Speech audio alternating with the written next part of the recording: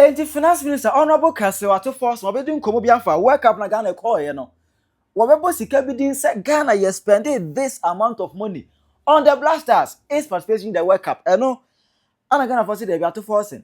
With all due respect, any day council, I bet you both because and some kind of say the tones on any way seminar and toss no my into here accountability. Sika no brabe chiremo ba ne say. Mema chiremo no achire wadwene e dia mame. E comment section how you Penyah blocking that mess was any demo. Over like video not that one subscribe button some click notification can of just up this over chire wadwene mame e comment section. Oba so no share for any bia make can phone nala money send up any dem o USA o UK over send e be fia. E nala ana 20 says in fact obi ayi be family promo code Penyah TV SNSK na omunchel $20 amazing for free. Now let's go to the story. Only said 2026 World Cup na course na Ghana ye can who be. Now before say World Cup ever start no ye fundraising. On the 20th of March 2026 na a Friday and Ghana ye fundraising no ye targeting $30 million. Ese ye pesika $30 million. Na ye they are supporting Ghana Blasters no in its participation in the FIFA 2026 World Cup tournament no. Ye be ever plane ticket ama supporters e dia call hotels om ko beda di omu bedie any other di nyina no ye just can be ebia adwumadie no ana fe mrantie no omu in and out omu bi bia je say ye just can be ebebo omu ho bra but nyame child that day no do program no e ko so kama ema wale mu ba ho no stone boy ba ho ekuku dam e ba ho no Ibrahim Mahama e pledge Ghana $5 million je say sikare de boss chance na bibirebe na e de buy ema at the end of the day no $30 million some year per no. At the day of fundraising, no, yet me make $10 million. This can achieve 3 and you move back. $10 million. Emma committee na TSA Ghana Blaster Fundraising Committee no. Na inipa odano Honorable Thomas Nyako Ampim, our Deputy Finance Minister or no another committee no Ghana Blasters Fundraising Committee na or chairperson na odano.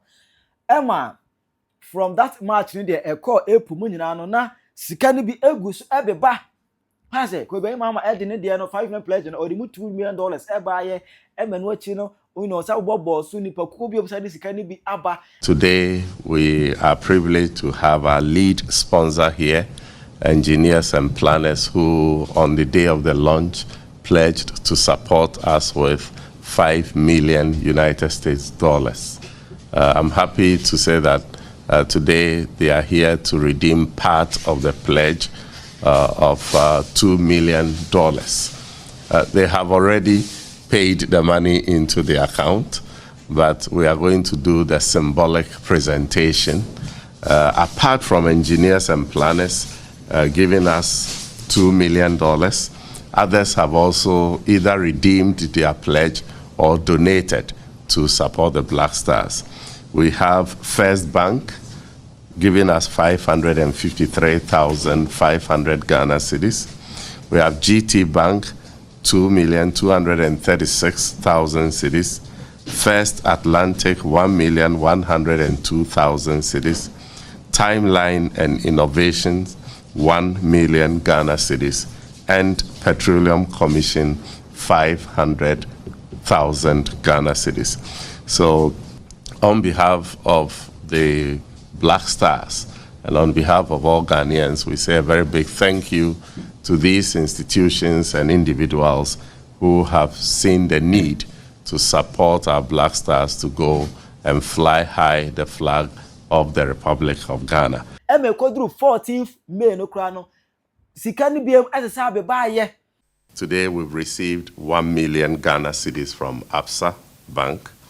We have received the cedi equivalence of $100,000 from Zijin Mining Company. I think that is 1.3 million cedis. And EcoBank Ghana has also given us 3 million Ghana cedis, and Ghana Gas 5 million Ghana cedis. So on behalf of the fundraising committee, we say, God bless you. We also want to remind you and those who are yet to come that this is tax deductible.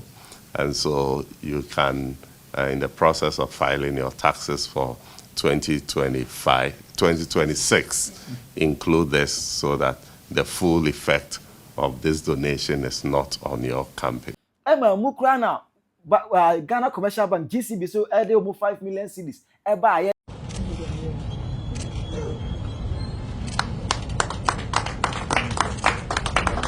Maximum gratitude to GCB Bank for setting a sterling example, and this is definitely. Just say EcoBank ede omo dia buy say the bobo so na this is kind there. Bebre na sa ba beke kan ho. Na say Ghana na ye nya sika nkasa. Na say ye nya sika Ghana Blasters na ye World Cup no. Ye nya sika say tam. Anka ye hia say oman no ebesa aboka foforo bia because ya fundraising ama ya tabiri sika nkasa e dey support ya mrantie no. Emma on 31st of May 2026 year before say ya mrantie nkra ebe tu omo to elefro na kopia USA akọ start omo training ya de no. Na the sports minister Honorable Kofi Adams abedi nkomo bi and we tell him say World Cup na ye kọ na de FIFA ebe ma team bia is oman bia no FIFA ebe ma $12.5 million. We have learned that we are also getting some money from FIFA. Yes. $10 million? More than that. Okay. More than that. I think in total it will be about $12.5 million for our qualification. 2.5 will come ahead for preparation. This morning I engaged the president of the FA to find out whether those funds have hit their account yet, but the information I got was that not yet. So usually that is for preparation. So you use that for the pre-tournament, the tours, the friendlies, the various activities that you would have to do. But for qualifying, we have about 12.5 million, including what will be advanced to you to prepare for the World Cup. So the balance, of course, will be paid later, and we'll use that to do a number of things. Per the arrangement, now that we have a sports fund, the law says that every money we get in participating in any tournament should go into the fund. So what it means is that when that money comes, it will go into the sports fund and will be used in developing various activities, various projects and what have you to elevate sports and grow sports in the country. Next ohemwa Ghana yanka set me fundraising I'm making $10 million. So the me for there e be be train crowd tonchen. Ya fundraising I'm making $10 million. According to the sports minister no FIFA ma $12.5 million so okambo mo $22.5 million. Any they ko pie mu World Cup na se. Ghana call about 4 games, 4 matches. Panama, England, Croatia, Colombia. Any about fee. You feel him. 4 appearances, 4 matches. Ya nche wo ho no mo. Ya be fie we afi na ye twen said ye encontabo no ebesi akọ because area ye budgeting for the whole tournament. They say ye call ekọ akodu be bia because ana more na mo ko animu nyina so na FIFA this can be kan ho. Ultimate qualify every group stage ever round of 32 FIFA was scored over mount. O qualify from 32 ever round of 16 FIFA was scored over mount. O qualify team be through quarter final you will scared over mount. O qualify for quarter final ever semi final you were there mount. Semi finals ultimate qualify echo through finals you will scared there mount. Final ultimate jia you were there mount.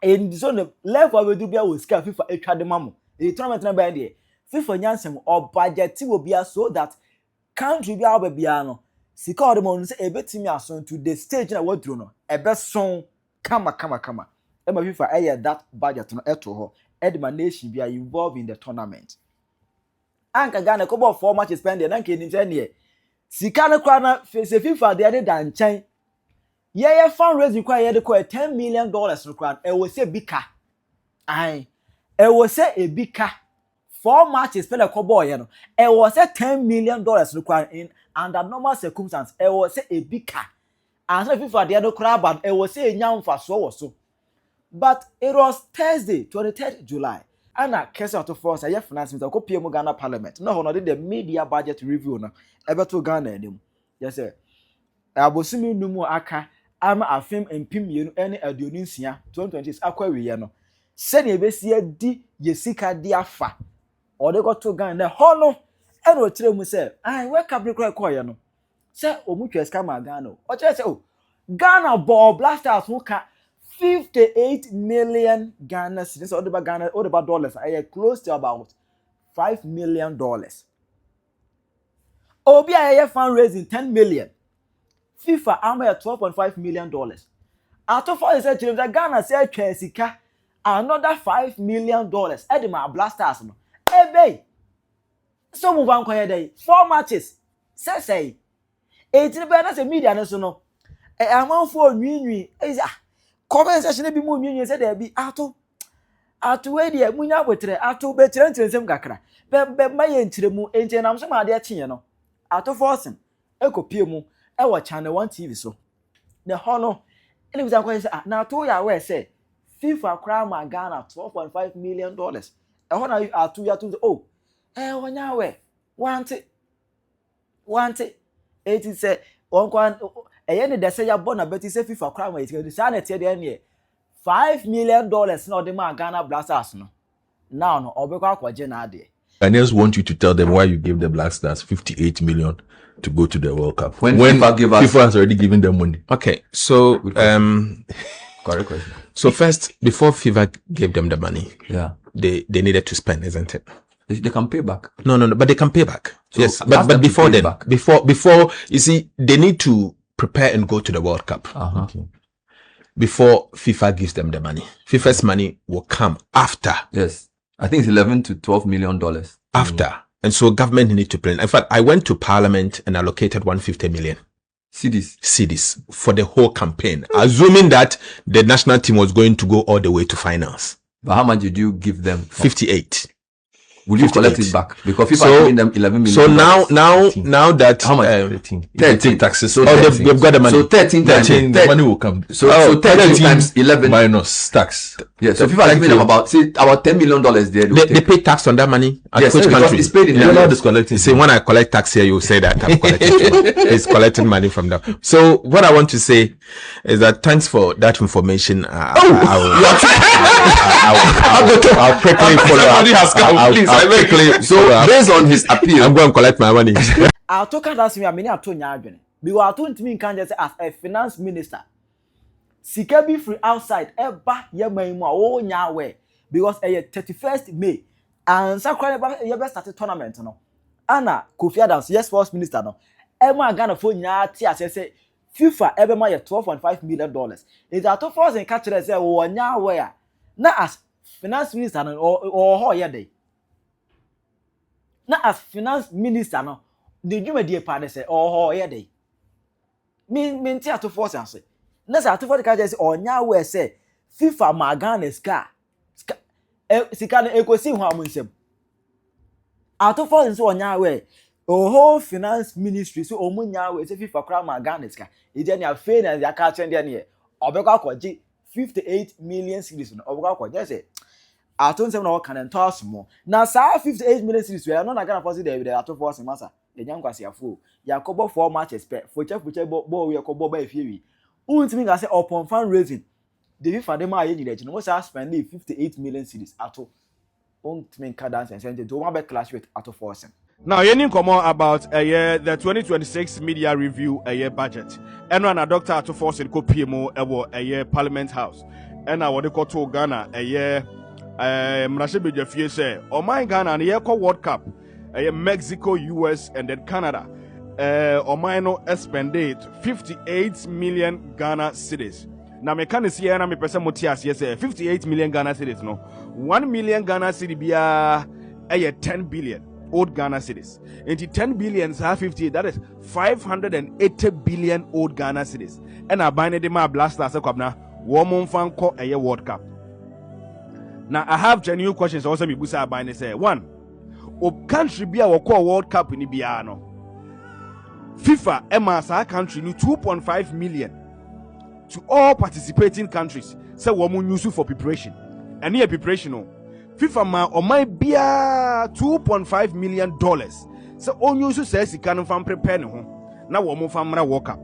And here preparation money $2.5 million. Now, aside no. Osako tournament ni muswa.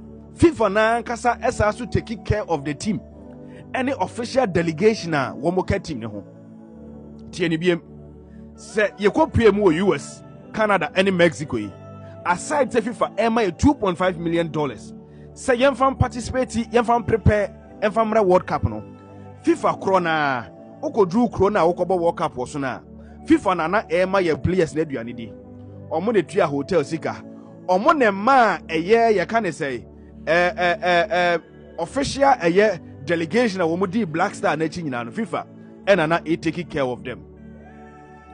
Now again, the aka o mine was anke di esika ye nyina ne say ye betua winning bonus. The aka o say o mine ye di esika nyina ye no. See ye betua winning bonus. Now, tieni biem winning bonus na wo si tua no. O mine Ghana ye ne Panama ye share wo mo 1-0. Ye ne England ball draw.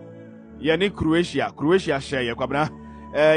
Ena de biem ye call ye nim no. E de ko share Colombia. Ena Colombia so share ye. Into World Cup ye ko ye nyina o my Ghana ye winning one match pe into winning bonus ba ko pena players no any officials no wo mo je ye enti mi bisa say sa 58 million Ghana cedis no sika no mo de ye dey e de ade na sika no wo mo de ye sika ne ko hefa mentias ye sika ne hefa ne fa ye e de ne de sika ne ye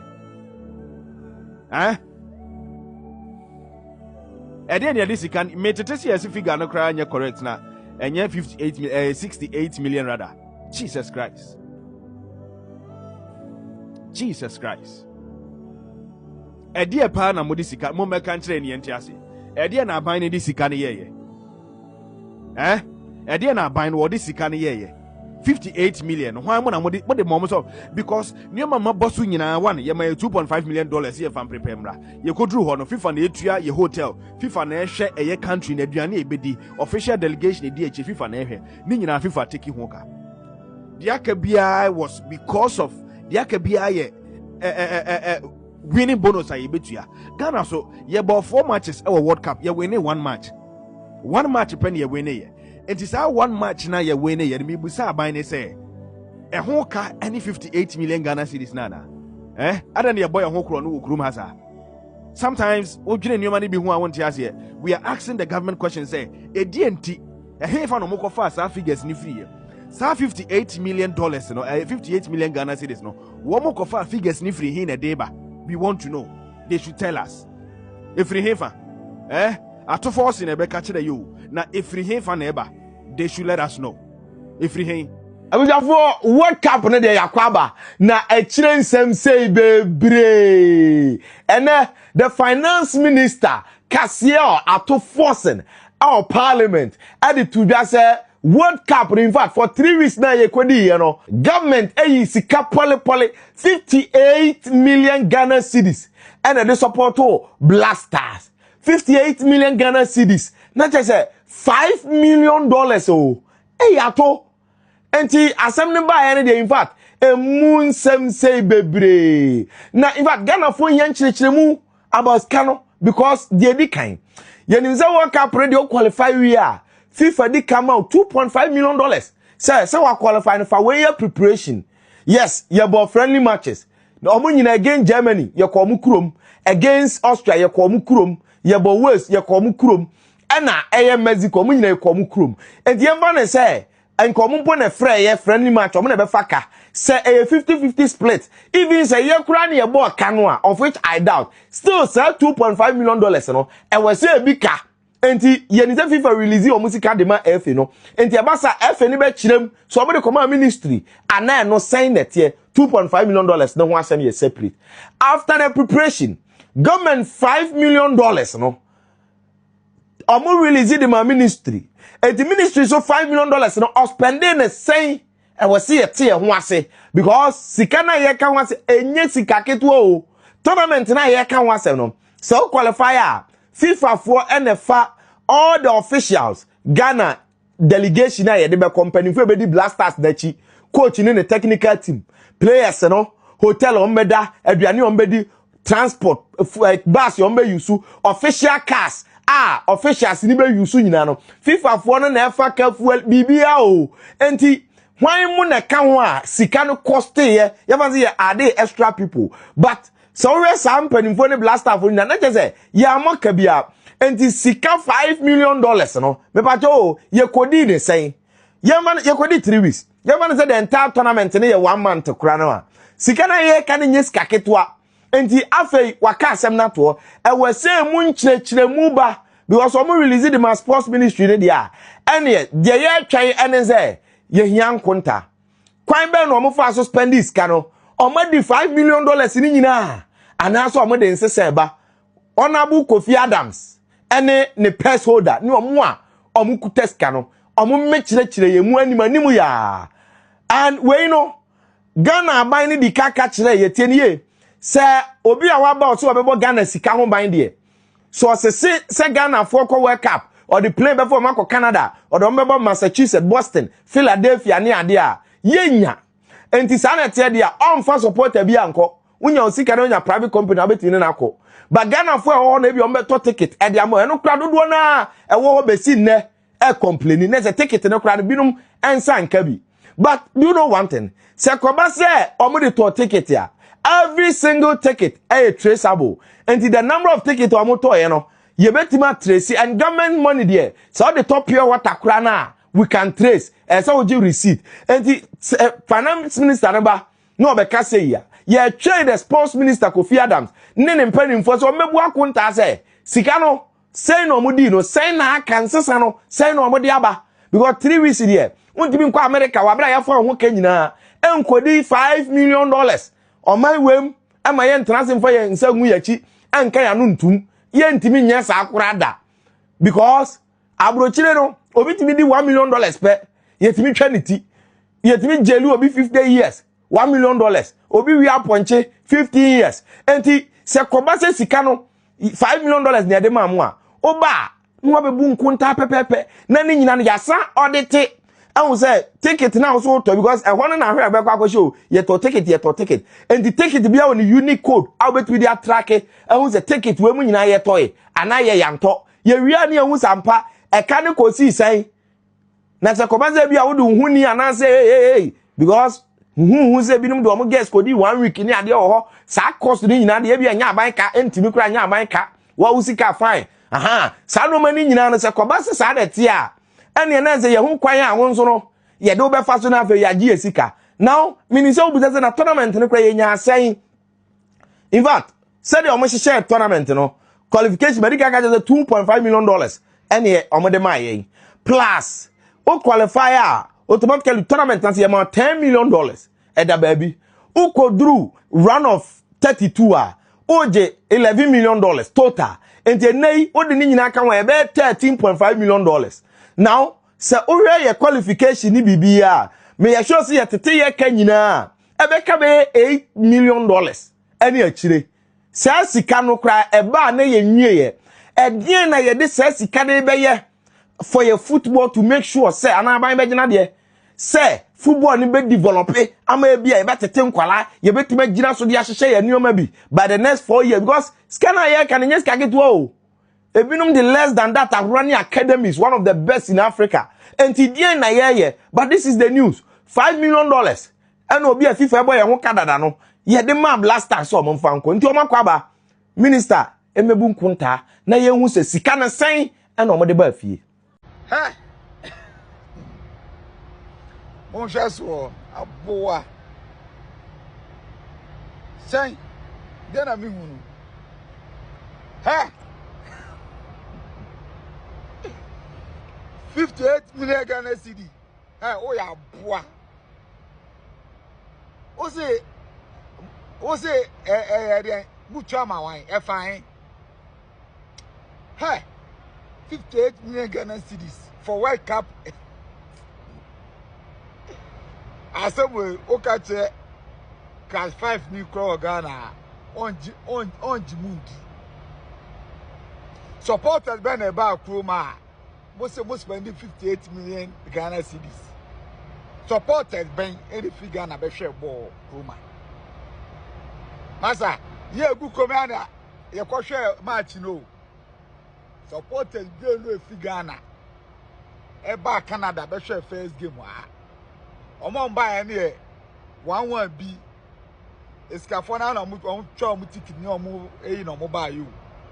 Omo ko omo ba ko omo du escafo omo be share kra na escafo ko omo du be 20. Yen na ko share stadium ma. Mo ya kronfo mo. Mo go back to opposition. Akronfo. And it's for kronfo. Masa, say na me dia masa, ene mo 58. Ato. Hey. 58 million na fine. Ade mo chama 48 teams na say David. Mo chama 48 countries na say me tiasi o ato. Kona sambra. Hey. Skyway are fine. Masa, Skyway. Me investigation found. Nipa kono be dem for 100 years. I cron for. Yeah, na question match you know. Hey, watete why? When your news why? Watete. Chema watete when your news. Why? They not blah life. Hey. It is for mo ya kronfo buta mo. But see mo I want say kwa adwiri me.